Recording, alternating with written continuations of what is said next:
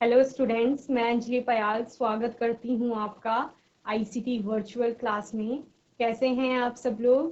उम्मीद करती हूँ आप सब लोग अच्छे होंगे और अपनी लाइफ में बहुत बेहतर कुछ कर रहे होंगे।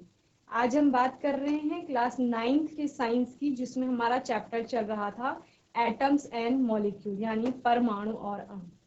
परमाणु और अणु के बारे में पहले एक बार थोड़ा जनरल आइडिया ले लेते हैं कि आपके परमाणु और अणु होते क्या है।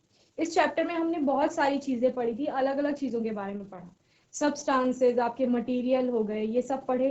और हमने देखा कि जो भी आपके आसपास की चीजें हैं, चाहे वो पेन हो या जो वस्त्र आपने पहने हैं वो है, या फिर कोई भी चीज आपके आगे लगी हुई स्क्रीन है जिसमें आप क्लासेस ले रहे हैं, या आप किसी चेयर पे बैठे हैं, टेबल आपके सामने है, नोटबुक है जिसपे आप नोट कर रहे हैं, या आपकी टेक्स्ट बुक है जिससे पढ़ रहे हैं, जिस पेन पेंसिल से आप लिख रहे हैं, सारी चीजें जिनमें द्रव्यमान है, यानी कि जिनका कुछ ना कुछ भार होगा, या आप कहेंगे कि जो पूरे ब्रह्मांड में कोई ना कोई स्थान घेरती है। स्थान घेरने का मतलब क्या है?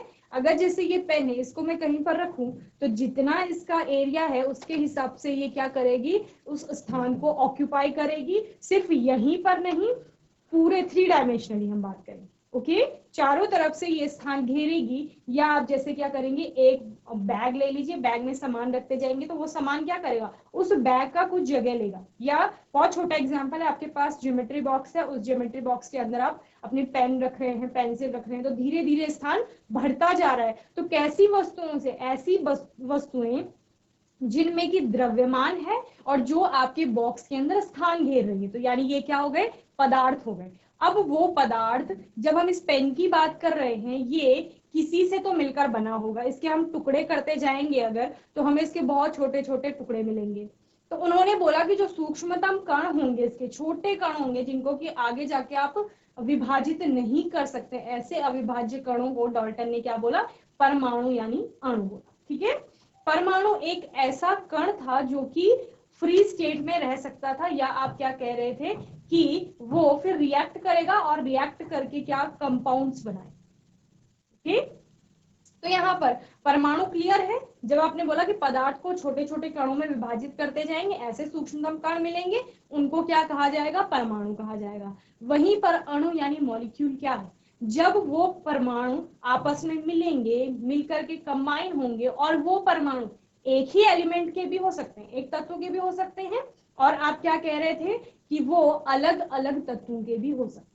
ठीक है, तो जब अलग अलग तत्वों के परमाणु मिलेंगे तो उनको कंपाउंड भी कहा जाता है, लेकिन वो एक मॉलिक्यूल बनाएंगे, एक अणु बनाएंगे, तो उस केस में वो अणु किसका हो जाएगा, यौगिक का हो जाएगा, यानी कंपाउंड का। और जब एलिमेंट की बात करेंगे तो वो मॉलिक्यूल किसका होगा, तत्व का। ठीक है, तो दोनों चीजें यहाँ पर क्लियर हो गई थी। चलिए, तो परमाणु और अणु के बारे में आपको पता है। परमाणु आपका क्या कहता है, जो कि एटम है। आधुनिक परमाणु सिद्धांत के अनुसार परमाणु किसी भी तत्व का वह सूक्ष्मतम भाग है। सूक्ष्मतम यानी सबसे छोटा भाग है, जो किसी रासायनिक अभिक्रिया में बिना अपने रासायनिक एवं भौतिक गुणधर्मों को बदले उस अभिक्रिया में प्रयुक्त होता है। यानी कि एटम वो चीज है जो रासायनिक अभिक्रिया में पार्टिसिपेट कर रही है।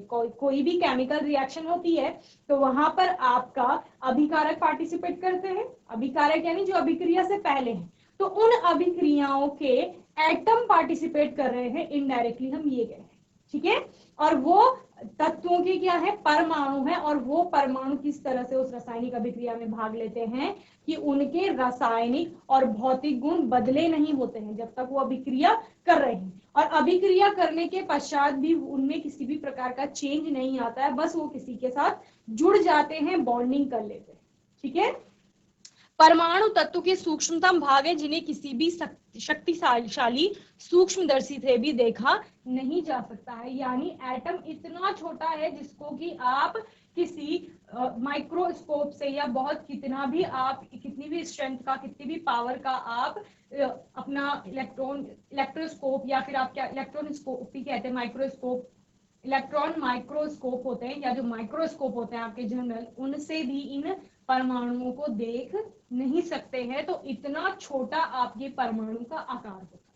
ठीक है, तो इतना बहुत छोटा परमाणु का आकार होगा। जब मैं इस पेन के केस में बोल रही हूँ कि इस पेन में भी एटम्स है, ठीक है, इसके हम टुकड़े करते चले गए, बहुत छोटे छोटे महीन टुकड़े हो गए इसके, और आप कह रहे कि हम सिंपल जो आपका लेंस आता है उसकी मदद से आप इसको देख पा रहे हैं। फिर आपने कहा और छोटे टुकड़े कर लिए, वो माइक्रोस्कोप की हेल्प से आप उनको देख पा रहे हो। फिर और छोटे इसके टुकड़े होंगे, ठीक है, इतने छोटे इसके पार्ट हो जाएंगे, कण हो जाएंगे, जिनको आप सूक्ष्मदर्शी की सहायता से भी नहीं देख पाएंगे।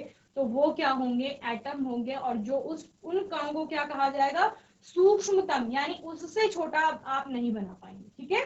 लेकिन आगे जाके आप क्या पढ़ते हैं कि उस परमाणु के अंदर भी और सब एटॉमिक पार्टिकल्स होते हैं, और वो क्या होते हैं, वो 30 से लेकर 35 की संख्या में कुछ भी हो सकते हैं, वो वेरी करते हैं एटम टू एटम, ओके। लेकिन इनमें 3 जो होते हैं जिनको आप फंडामेंटल सब एटॉमिक पार्टिकल्स कह सकते हैं, या सारे एटम की जो प्रॉपर्टीज हैं वो उन्हीं तीनों पार्टिकल में निहित हैं। वो क्या है, आपके इलेक्ट्रॉन, प्रोटॉन और न्यूट्रॉन, ठीक है। तो ये किसके अंदर पाए जाते हैं, ये एटम के अंदर पाए जाते हैं। इतना एटम के बारे में होपफुली आपको क्लियर हो गया होगा, साथ साथ नोट करते भी चलेंगे। चलिए आगे देखते हैं। ये आपका एक मैटर यानी कि पदार्थ हो गया। ये पदार्थ इन कणों से मिलकर के बना हुआ है, और ये कण आपके कैसे हैं, सूक्ष्मतम है, बहुत छोटे हैं, जिनको हम क्या कह रहे हैं कि इलेक्ट्रॉन सूक्ष्मदर्शी की सहायता से, या कितनी भी पावर का सूक्ष्मदर्शी ले लीजिए, उसकी सहायता से आप नहीं देख पा रहे, ओके। तो ये वही कण है, और इन्हीं को क्या कहा गया, एटम यानी कि परमाणु कहा, ओके। अब इस परमाणु के अंदर मैंने क्या बताया आपको, इसके अंदर प्रोटॉन है, न्यूट्रॉन है और क्या है, इलेक्ट्रॉन है। इनकी स्थिति इस प्रकार है कि इस पूरे परमाणु का एक सेंटर पॉइंट होता है, बीच में इसका एक केंद्र होता है, जिसको कि क्या कहा जाता है, नाभिक यानी कि न्यूक्लियस कहा जाता है, ओके। तो ये वाला पार्ट न्यूक्लियस का पार्ट है, ठीक है। हम कहते हैं कि परमाणु का जितना भी पूरा द्रव्यमान होता है वो उसके नाभिक में निहित होता है, और नाभिक में क्या है आपका, प्रोटॉन होगा और न्यूट्रॉन होगा। समझ गए क्या कहा गया, एक एटम है, परमाणु है, और उसका एक सेंटर पॉइंट होगा, बीच का पॉइंट होगा, जिसको कि क्या कहा गया, नाभिक कहा गया, या न्यूक्लियस जिसे कहते हैं।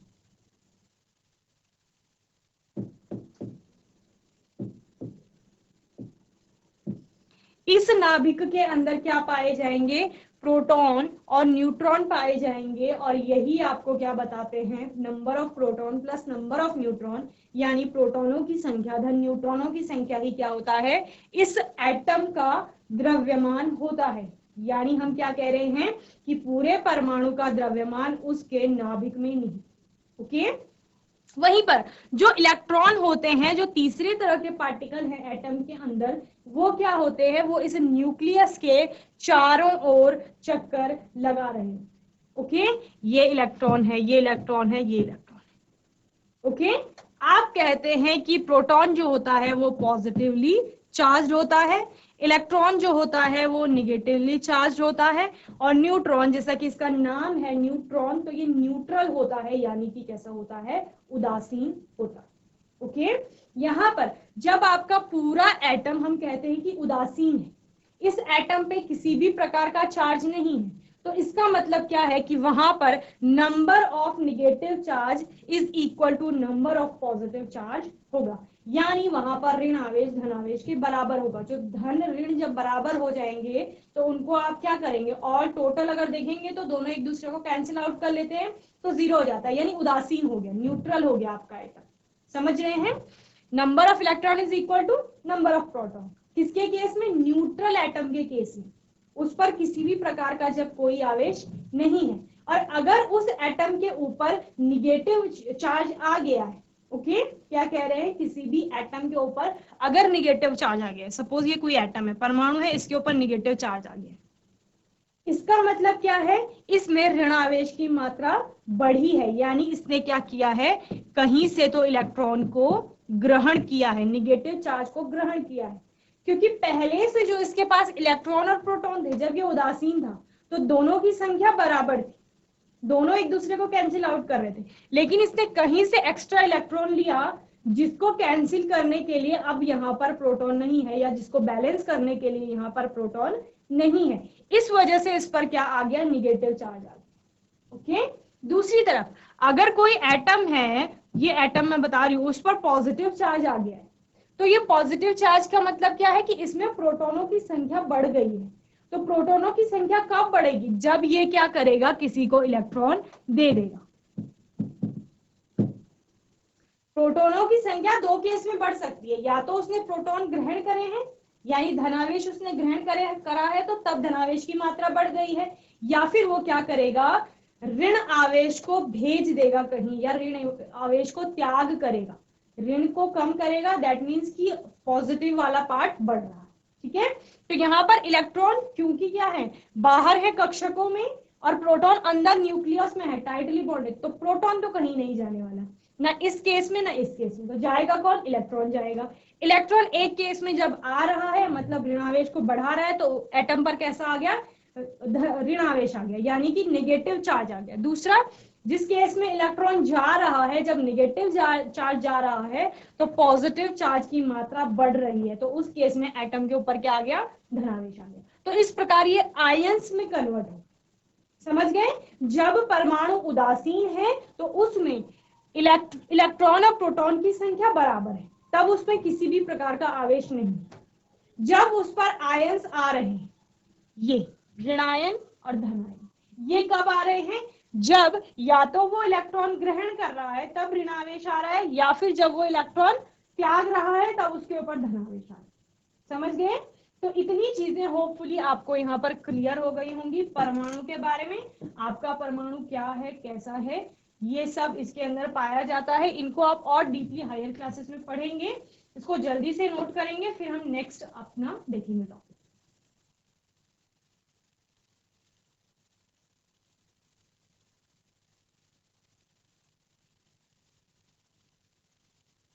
चलिए आगे देखते हैं परमाणु में। परमाणु त्रिज्या। अब हमने क्या कहा कि परमाणु बहुत छोटा है, इतना छोटा है कि आप उसको अपनी नेकेड आईज से नहीं देख पा रहे थे। और आपने क्या कहा कि अगर हम कितनी ही पावर का सूक्ष्मदर्शी भी इस्तेमाल करते हैं तब भी हमें वो एटम साफ साफ दिखाई नहीं देगा। तो उसका आकार कितना होगा, फिर आकार भी उसका बहुत छोटा हो जाएगा। और कितना छोटा होगा, अगर आप त्रिज्या की बात कर रहे हैं, आप कह रहे हैं कि एटम जो होगा स्फेरिकल शेप में होगा, तो इसकी कोई ना कोई रेडियाई होगी, ठीक है, यानी त्रिज्या होगी। वो त्रिज्या भी कैसी होगी, बहुत छोटी होगी। तो आप क्या कहते हैं कि उसको नैनोमीटर में हम मेजर करेंगे। नैनोमीटर क्या होता है, 10 की घात -9। और -9 का मतलब क्या है कि इससे पहले आप 1 से पहले इतने जीरो लगा लीजिए कि डेसिमल 9 प्लेस शिफ्ट हो जाएगा। ठीक है, तो यानी यहां कहीं डेसिमल लगा के फिर 9 प्लेस लगा दीजिए। तो इतनी छोटी संख्या की बात की जा रही है, उसमें आप उसकी रेडियस बता रहे हैं, तो त्रिज्या कितनी छोटी हो जाती है। तो परमाणु की त्रिज्या को हम किस में मापते हैं, नैनोमीटर में मापते हैं, जहां पर 10 की power 9 metre is equal to कितना होता है, 1 नैनोमीटर होता है। Okay, 1 metre is equal to 10 की पावर 9 nm। ओके, परमाणु का द्रव्यमान। परमाणु का द्रव्यमान क्या है, उस परमाणु के अंदर क्या क्या स्थित है, इलेक्ट्रॉन है, प्रोटॉन है, न्यूट्रॉन है, ये 3 चीजें मैंने आपको बताई। लेकिन जब द्रव्यमान की बात आई थी तो मैंने आपको क्या कहा था कि पूरे परमाणु का जो द्रव्यमान है, ये सपोज परमाणु है, ये आपका परमाणु है, और इसका जो द्रव्यमान होगा वो इसके नाभिक में निहित होगा। ये इसका नाभिक है, न्यूक्लियस। ठीक है, अब इस न्यूक्लियस में क्या क्या है, इस न्यूक्लियस में है प्रोटॉन और न्यूट्रॉन। तो जब किसकी बात करेंगे, द्रव्यमान की बात करेंगे, द्रव्यमान यानी मास। तो इस द्रव्यमान की बात करेंगे, मास इज इक्वल टू क्या हो जाएगा, number of proton plus number of neutron. ठीक है, जितनी संख्या में, जब दो ही चीजें वहां अंदर है न्यूक्लियस में, प्रोटॉन और न्यूट्रॉन, तो जितनी संख्या में प्रोटॉन है उसमें आप न्यूट्रॉनों की संख्या को जोड़ देते हैं तो टोटल वही तो पूरे परमाणु का भार या द्रव्यमान हो जाएगा। ठीक है, तो किसी भी तत्व के एक परमाणु का द्रव्यमान उसका परमाणु द्रव्यमान कहलाता है। ठीक है, ये जो एक एटम है इसका जो द्रव्यमान होगा वही इसका पूरा एटॉमिक मास या परमाणु का द्रव्यमान होगा। ओके, वर्ष 1961 में आईयूपीएसी क्या है आपका, international union of pure and applied chemistry, जो कि क्या करती है, केमिस्ट्री में आप जितनी भी चीजें पढ़ते हैं वो सारा कहाँ जाता है, यहाँ जाता है यूनियन के पास, और फिर वो उसको क्या करते हैं, आगे बताते हैं कि कोई नई थ्योरी आ रही है, किसी ने कोई नया एलिमेंट खोजा है, कोई नया रूल बताया है, नया प्रिंसिपल, नई कोई अभिक्रिया की है, तो वो सब आईयूपीएसी के पास जाता है, फिर वहां से आगे बढ़ता है कि वो सही है या गलत है, या उसको पढ़ना चाहिए या नहीं पढ़ना चाहिए। ठीक है, तो परमाणु द्रव्यमान की इकाई या यू को परमाणुओं के द्रव्यमान का मापक माना। जब अगर द्रव्यमान को मेजर कर रहे हो, जैसे हम क्या करते हैं, हम गए, बहुत सिंपल सा एग्जांपल है, आलू लेने गए हम, ठीक है, आलू खरीद रहे हैं, तो कुछ ना कुछ यूनिट तो हमारे पास होगी, इकाई, हम उसको जाके ऐसे तो बोलेंगे नहीं कि एक आलू दे दो, क्या बोलेंगे, 1 किलोग्राम दे दो, या फिर 500 ग्राम दे दो, या 250 ग्राम दे दो। तो हमारे पास क्या है, यूनिट है, इकाई है, जिसमें हम मेजर कर रहे हैं और बता रहे हैं कि इतनी क्वांटिटी में, मात्रा को मापने के लिए, भौतिक राशियों को मापने के लिए हमें इकाइयां दी जाती हैं। तो वही इकाई जो कि किलोग्राम, ग्राम है, जब हम लंबाई की बात करते हैं तो मीटर है, तो ये सारी क्या है, मात्रक है, इकाइयां हैं।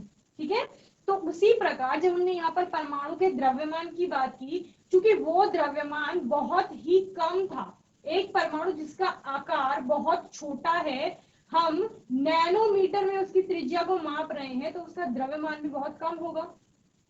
जब उसका द्रव्यमान कम होगा तो हम किलोग्राम, ग्राम में तो उसको मेजर कर नहीं पाएंगे, तो हमने एक और अलग से यूनिट ली, और आईयूपीएसी के द्वारा रिकमेंड किया गया कि यू के रूप में आप परमाणु का द्रव्यमान बताएं। ठीक है, तो इस प्रकार समझ में आ गया, किसी भी परमाणु का जो द्रव्यमान है उसको परमाणु द्रव्यमान कहते हैं, यानी एक एलिमेंट के अंदर कितने ही एटम हो सकते हैं, लेकिन उसमें से एक एटम का जो मास होगा वही उसका एटॉमिक मास होगा। ओके, और साथ में उसको हम मेजर किसमें करेंगे, यू के द्वारा हम उसको बताएंगे कि इतने यू द्रव्यमान है उस परमाणु। जल्दी से इसे नोट करेंगे, फिर आगे देखेंगे।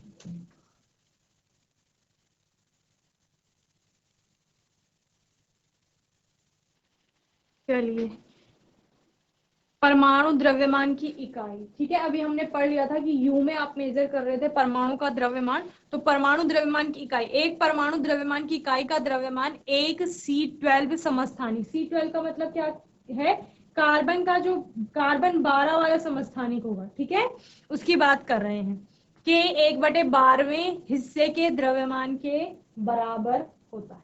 क्या समझ में आया, आपके पास है कार्बन के कई समस्थानिक, समस्थानिक क्या होते हैं कि जिनका परमाणु क्रमांक समान है लेकिन परमाणु भार अलग अलग है, तो क्या होता है 6C12, 6C13, 6C14, इस प्रकार होता है। तो जो 6C12 वाला है, कौन सा वाला समस्थानिक है, जिसका जो भार है वो 12 है, परमाणु क्रमांक तो 6 ही है सबका, तो वो वाला कार्बन लेना है, और उस कार्बन के क्या कह रहे हैं कि 1/12वें हिस्से के द्रव्यमान के बराबर होता है। कौन, एक परमाणु द्रव्यमान की इकाई का द्रव्यमान। ठीक है, जो एक यू की बात कर रहे हैं ना, 1U, तो 1U किसके बराबर है, कार्बन 12 के 12 हिस्से कर दिए अगर, तो उनमें से जो 12वें हिस्से का द्रव्यमान होगा उसके बराबर। तो परमाणु, ये आपको समझ में आ गया है, परमाणु किस प्रकार अस्तित्व में रहते हैं। तो ज्यादातर से क्या होते हैं, अभिक्रियाशील होने के कारण मुक्त अवस्था में नहीं पाए जाते। क्यों, क्योंकि अभिक्रियाशीलता ज्यादा है, मतलब इजीली किसी से भी फ्रेंडशिप कर लेंगे, दोस्ती कर लेंगे, यानी अभिक्रिया कर लेंगे, तो मुक्त अवस्था में नहीं पाए जाएंगे, या तो मॉलिक्यूल के रूप में पाए जाएंगे या फिर आपके कंपाउंड्स के रूप में पाए जाएंगे। ठीक है, और क्या कह रहे हैं कि कुछ ही एलिमेंट्स ऐसे हैं, तत्व ऐसे हैं जिनके परमाणु मुक्त अवस्था में रहते हैं। क्यों, क्योंकि उनका अष्टक पूरा होता है, अष्टक का मतलब आउटर मोस्ट शेल की बात कर रहे हैं, वहां पर इलेक्ट्रॉन 8 पूरे होंगे, और जब उनके पास इलेक्ट्रॉन पूरे हैं तो उनको जरूरत नहीं है किसी से दोस्ती करने की, इसीलिए वो निष्क्रिय है। और उनको किसकी श्रेणी में रखा गया है? निष्क्रिय या अक्रिय गैसेस की श्रेणी में रखा गया है। ठीक है, तो ऐसी गैसेस आपकी मुक्त अवस्था में पाई जाती। ओके, तो इतना आपको समझ में आ गया होगा कि क्या क्या हम परमाणु में पढ़ रहे हैं, परमाणु के अस्तित्व की बात कर रहे हैं। तो उसमें हमने कहा कि ज्यादातर एटम जो है मॉलिक्यूल के रूप में मिलेंगे या फिर आपका कंपाउंड के रूप में मिलेंगे। आप क्या कह रहे हैं कि मुक्त अवस्था में नहीं पाया जा रहा है, एक सिंगल एटम नहीं पाया जाएगा। आपका एटम मुक्त अवस्था में कब पाया जाएगा? जिस प्रकार हमने निष्क्रिय गैसों की बात की कि जिनका अष्टक पूरा रहता है तो वो मुक्त अवस्था में पाए जाते हैं, वो इजीली किसी से रिएक्ट नहीं करते। ओके, जल्दी से इसे नोट करेंगे, फिर नेक्स्ट देखिए।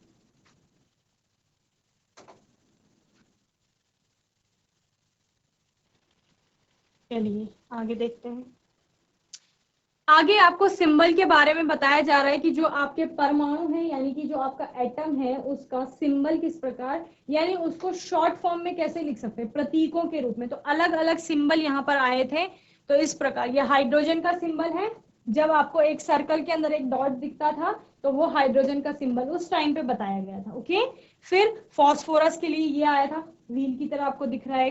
कॉपर के लिए सर्कल के अंदर सी आया था, ये गोल्ड के लिए है। इस प्रकार एक सर्कल के अंदर ये स्ट्रक्चर बना हुआ था और उसके अंदर जी लिखा गया था। और आपका कार्बन के लिए सर्कल, सर्कल के अंदर उसको शेडेड पार्ट बना दिया गया था। ओके, वहीं पर सल्फर के लिए सर्कल के अंदर प्लस का साइन पूरा बना दिया और लेड के लिए सर्कल के अंदर एल लिख दिया। आपका प्लेटिना के लिए सर्कल के अंदर पी लिख दिया था कैपिटल में। वहीं ऑक्सीजन के लिए सिर्फ एक खाली सर्कल रखा गया। आयरन के लिए सर्कल के अंदर आई, सिल्वर के लिए सर्कल के अंदर एस और मर्क्यूरी के लिए इस प्रकार सर्कल के अंदर छोटे छोटे सर्कल्स बनाए गए थे जिनको कि डार्क किया गया था। ओके, तो इस प्रकार ये सर्कल, ये जो आपके सर्कल के अंदर अलग अलग प्रकार के सिंबल्स बनाए गए हैं वो किसके लिए थे? अलग अलग एलिमेंट्स के लिए थे, यानी तत्वों के लिए दिए गए। ओके, जल्दी से इन्हें नोट करेंगे फिर आगे देखेंगे इसमें।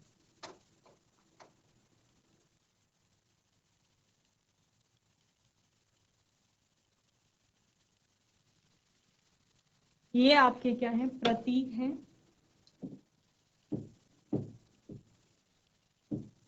और ये तत्व है। ठीक है, तो तत्वों को नाम बार बार लिखना उतना आसान नहीं था, इसीलिए उनके लिए सिंबल्स दिए गए, प्रतीक दिए गए। ये डाल्टन के द्वारा भी बताए गए थे, तो कहीं कहीं पर इनका नाम भी आता है कि डाल्टन द्वारा बताए गए तत्वों के प्रतीक क्या क्या थे। तो वो ये सारे थे। ठीक है, बाद में इनके लिए अलग से सिंबल आ गए। जिस प्रकार इनका नाम दिया गया है उसी में से एक लेटर निकाल के फिर क्या बना दिया गया? उनके प्रतीक बना दिए गए। ओके, चलिए इस प्रकार। ठीक है, तो अभी जो हम पढ़ते हैं आधुनिक जो आपकी पीरियोडिक टेबल है उसमें आवर्त सारणी में इस प्रकार प्रतीक दिए गए हैं, यानी सिंबल दिए गए हैं किसी भी तत्व के एलिमेंट। जैसे कि एल्यूमिनियम के लिए Al लिखा जाता है, आर्गन के लिए Ar लिखा जाता है, बेरियम के लिए Ba लिखा जाता है, बोरोन के लिए B लिखा जाता है, ब्रोमीन के लिए Br लिखा जाता है, कैल्शियम के लिए Ca लिखा जाता है, कार्बन के लिए C, क्लोरीन के लिए Cl, कोबाल्ट के लिए Co लिखा जाता है, वही कॉपर के लिए Cu, फ्लोरीन के लिए F, गोल्ड के लिए Au लिखा जाता है, हाइड्रोजन के लिए H, आयोडीन के लिए I, आयरन के लिए Fe, लेड के लिए Pb, मैग्नीशियम के लिए Mg आता है, वहीं पर नियॉन के लिए आपका Ne आता है, और साथ ही नाइट्रोजन के लिए N, ऑक्सीजन के लिए O, पोटेशियम के लिए K, सिलिकॉन के लिए Si, सिल्वर के लिए Ag, सोडियम के लिए Na, सल्फर के लिए S, यूरेनियम के लिए U और जिंक जस्ता उसके लिए Zn लिखा जाता है। तो ये सारे क्या थे? सिंबल थे। क्योंकि इनको लिखना थोड़ा और ऑथेंटिक लगा या आप क्या कहेंगे इजी लगा as compare to the previous symbol. जैसे पुराने पहले जो आपने सिंबल्स देखे उनको बनाने में टाइम ज्यादा लगता, या आप क्या कह रहे थे, आप सारे एलिमेंट्स के लिए, क्योंकि इतने 108 से लेकर 118 तत्वों के लिए इजी नहीं था इतने सारे सिंबल्स बनाना, तो उनके जिस प्रकार नाम लिए गए उन्हीं नामों के आधार पर उनका क्या बना दिया गया? सिंबल बना दिया। ओके, तो इन तत्वों के सिंबल आपको लर्न करने हैं, क्योंकि बाद में आप पूरा नाम न लिख करके सिर्फ सिंबल्स के थ्रू क्या करते हैं? रिएक्शन में इनको बताते हैं, या कहीं पर अगर आप सिर्फ सिंबल लिखते हैं तो वो भी सही माना जाता है। ओके, तो जल्दी से नोट करेंगे इसको।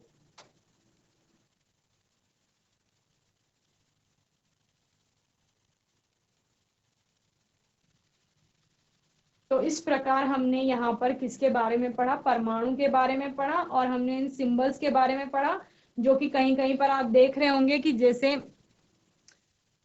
गोल्ड के लिए AU आया है, आयरन के लिए आपका FE आता है, ठीक है। तो ये सारे कुछ कुछ जर्मन लैटिन लैंग्वेज में जिस प्रकार, जैसे आयरन के लिए उसमें लैटिन में फेरम कहा जाता है, तो वहां से FE आया है, ठीक है। कभी कभी आप फेरिक या फेरस करके भी आयरन को पढ़ते हैं आगे क्लासेस में। तो इस प्रकार लैटिन, ग्रीक, जर्मन, इन सारे लैंग्वेजेस से उनके नाम देख करके, ताकि सेम अगर जिनके नाम आ रहे हैं, जैसे बेरियम, बोरोन, ब्रोमीन आ रहा था आपका, ठीक है, तो सब में बी ही तो नहीं लगा सकते थे, तो इसलिए सबको कैटेगराइज करने के लिए, अलग अलग रखने के लिए आपने वहां पर क्या किए गए, जर्मन, ग्रीक और लैटिन लैंग्वेज से क्या लिए गए, सिंबल्स लिए। ओके, तो होपफुली ये सेशन आपको अच्छे से समझ में आ गया होगा।